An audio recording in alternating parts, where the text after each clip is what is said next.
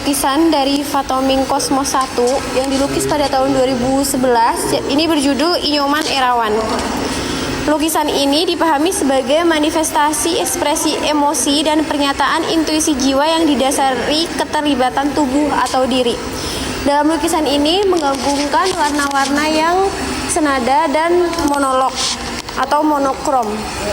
Pada karya ini, seni rupa, ekspresi, dan performance tubuh adalah manifest keterlibatan diri sekaligus berlaku sebagai tanda-tanda yang merepresentasikan sikap keseimbangan. Seni lukisan-lukisan yang mengandung gambaran tubuh diri bisa dianggap sebagai pilihan ekspresi Erawan dalam menyampaikan sikap, penilaian atau renungannya yang personal atas berbagai peristiwa hidup dan kejadian alam pada bingkai perspektif keadaan manusia. Secara lebih fokus, Erawan menunjukkan sikap penilaian dan renungan itu dalam sebuah bingkai kanvas. Keadaan tubuh diri dalam lukisan-lukisan Erawan bukanlah gambaran tentang tubuh dengan identitas sosial tertentu, juga bukan tubuh telanjang tanpa muatan nilai-nilai moral, selain tubuh dalam selubung kesadaran jiwa yang menambahkan nilai-nilai keutamaan dan keluhuran. Jadi ini adalah seni rupa dua dimensi yang dilukis di atas kertas kanvas yang menggunakan bahan dasar yaitu cat akrilik. Lukisan ini berukuran 210 x 280 cm.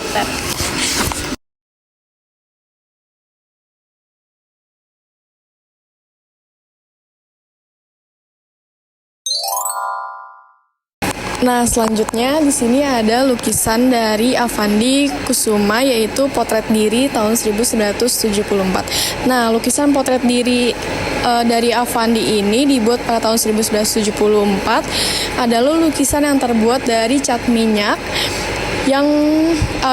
pada kanvas. Nah, lukisan ini memiliki ciri khas goresan ekspresionis dan warna yang matang. Nah, dalam lukisan ini Avandi menampilkan wajah dengan hidung mancung, berkumis dan berjenggot putih. Lukisan ini juga memiliki komposisi bentuk menghadap wajah ke depan dengan bentuk 3/4. Nah, Avandi ini hampir mengisi bidang kanvas penuh dengan goresan-goresan. Selain itu, Avandi adalah pelukisan Indonesia yang terkenal di dunia internasional karena gaya ekspresionisnya dan romantismenya yang khas. Nah, di sini dalam menggunakan bidang kanvas, Avandi hampir mengisi bidang kanvas penuh dengan goresan-goresan.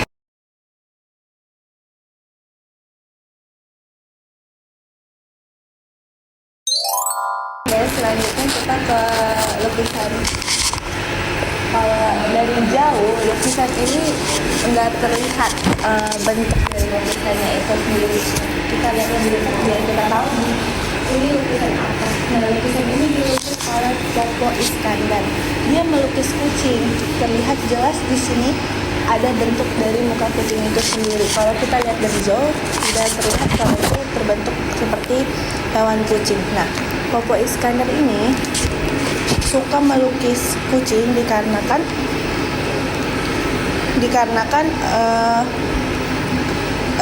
menyukai habitat dari kucingnya sendiri dan juga kucing memiliki bulu-bulu yang sangat indah. Hal tersebut yang disukai oleh Popo Iskandar dan sehingga Popo Iskandar pun mendapatkan julukan sebagai penggemar lukisan kucing. Nah, selain melukis kucing juga, Popo Iskandar juga melukis ayam jago dan hewan-hewan lainnya, tidak hanya kucing.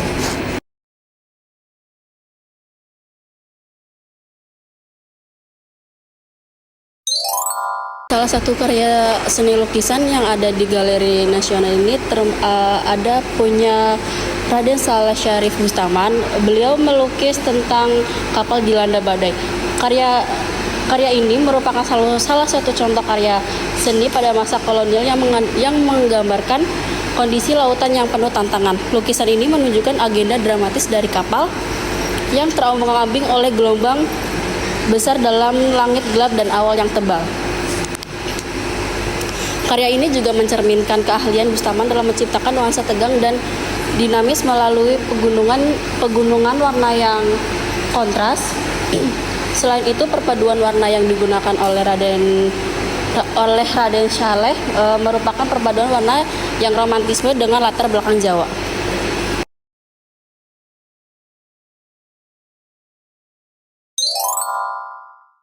Selanjutnya ini ada karya seni dari Nasirun yang berjudul Persembahan untuk Batara Guru pada tahun 1999.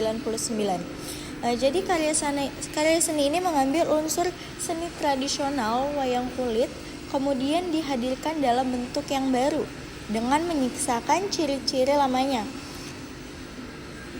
Karya ini tampak begitu tegas nuansanya, didukung dengan ukuran karya seni juga yang sangat besar, menjadi impresi yang kuat. Merah yang begitu mendominasi, kontras dengan hijau pada tubuh. Namun yang paling menonjol dari karya ini bukan hanya segi visualnya, melainkan apa yang diceritakan di dalamnya. Jadi Batara Guru ini digambarkan lebih mirip iblis, tak lagi tampak kebijakan seorang Batara dari rupa yang hadir di sini. Nasirun mengajak untuk berpikir terbalik bahwa mungkin saja sosok pujaan dengannya orang memuja dan memberikan persembahan diwakili oleh perwujudan Batara Guru. Ternyata tidak sebaik yang diharapkan. Mungkin saja manusia memuja sosok yang salah dan itu seringkali terjadi.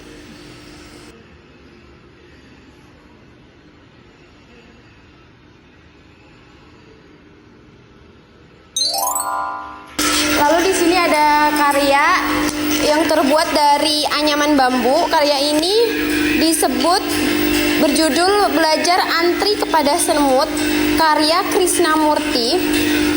Jadi karya ini terdiri dari 6 singa yang terbuat dari anyaman bambu dimodifikasi dari sarkofagus untuk upacara pembakaran mayat di Bali. Patung-patung ini diletakkan dalam posisi antri dan di depannya ada monitor yang menunjukkan bahwa dia sedang melihat semut. Dan singa ini belajar bagaimana cara untuk antri seperti semut.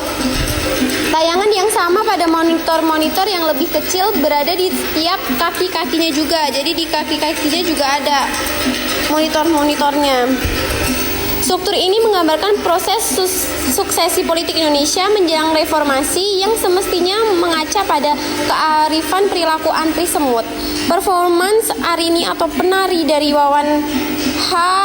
Hussein pada pembukaan pameran menegaskan inisiasinya. Karya ini telah berkeliling ke Usumoya dan Niigata di Jepang, Gwangju Korea, dan pada pameran di Jerman. Jadi karya ini tuh sudah ada dibawa dari Indonesia ke negara-negara mancanegara yang lain.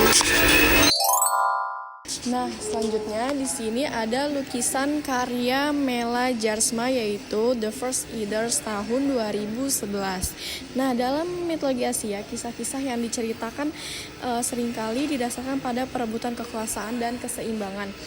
Cerita ini semacam Mahabharata dan Ramayana, seperti juga mitologi lokal Indonesia mengajarkan kita yaitu pelajaran tentang baik dan buruk dan bagaimana keduanya saling menjaga dalam keseimbangan.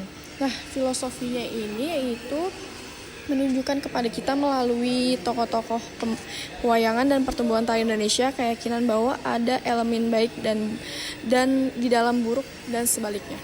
Nah, karya The First Eaters adalah tentang kekuatan fisik dan perilaku manusia yang tidak dapat dibendung untuk bertarung dan juga untuk keseimbangan. Nah, dari elemen ini adalah bordir yang disalin dari beberapa jenis obat-obatan herbal lokal untuk potensi pria. Di sini ada kaki fiberglass dan tongkat bambu buat kedua ketegangan dan keseimbangan.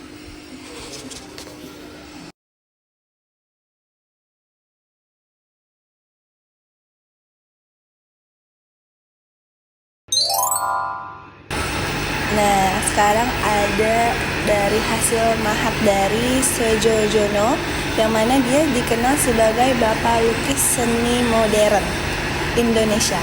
Nah, tidak hanya terkenal dengan lukisannya, tetapi ia juga menciptakan karya patung. Meskipun berbeda medianya, patung-patungnya tetap mempertahankan kecenderungan gaya ekspresionis dan berakar pada ideologi estetika kerakyatan. Hal ini mencerminkan kondisi sosial politik pada masa itu ketika Indonesia tengah mengalami pergulatan ideologi nasionalisme dan sosialisme. Nah, patung ini menggambarkan sosok lelaki dewasa dengan ikat kepala bermotif sederhana dan rambut yang terikat tebal. Wajah patung ini mengekspresikan kehendak kuat, terlihat dari bibirnya yang setengah terbuka. Oke, selanjutnya terdapat karya seni pahat yang ada di Galeri Nasional ini. Karya seni pahat ini merupakan karya dari Anuspati. Karya ini terdiri dari atas 9 buah peti kayu yang dibuat dari satu batang kayu. Setiap peti terbuka sehingga nampak lubang yang sangat dipahat dengan bentuk daun yang berbeda jenis pada setiap petinya. Sebagai seniman, Anuspati terinspirasi dari bentuk-bentuk alam seperti pohon, daun, dan akar yang seringkali disusun atau diolah menjadi bentuk abstrak, namun tetap memiliki unsur naratif yang kuat. Melalui karyanya, Anuspati mencoba mengajak pemirsanya untuk merenungkan hubungan antara manusia dan alam. Seni pahat Anuspati tidak hanya berfungsi sebagai objek estetis, tetapi juga sebagai media refleksi dan kritik sosial. Karyanya dapat dianggap sebagai representasi dari kondisi alam yang semakin terancam dan panggilan untuk lebih peduli terhadap kelestarian lingkungan.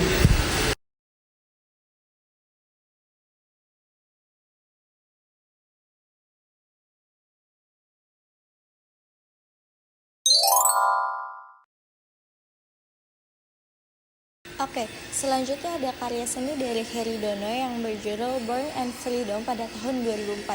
Jadi di sini terdapat 4 figur manusia burung di dinding dengan rantai pada binatang-binatang di bawahnya.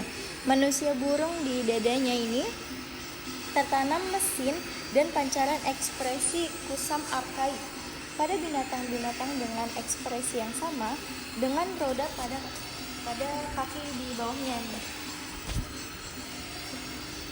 Figur-figur hybrid ini lahir sebagai makhluk mitologis yang menggabungkan kisah-kisah masa lalu dan teknologi masa kini, sekaligus menantang kebebasan dunia masa kini. Heri Dono ini dikenal sebagai perupa kontemporer Indonesia yang dalam karya-karyanya banyak menggabungkan idiom-idiom tradisi seperti wayang dan benda-benda arkaik dengan bentuk-bentuk dan problem masa kini. Berbagai ungkapan tersebut merupakan respondensi dan sikap kritisnya yang intens pada kondisi dunia yang sakit. Deformasi objek ini sering mengungkapkan kritik dan parodi terhadap situasi masa kini.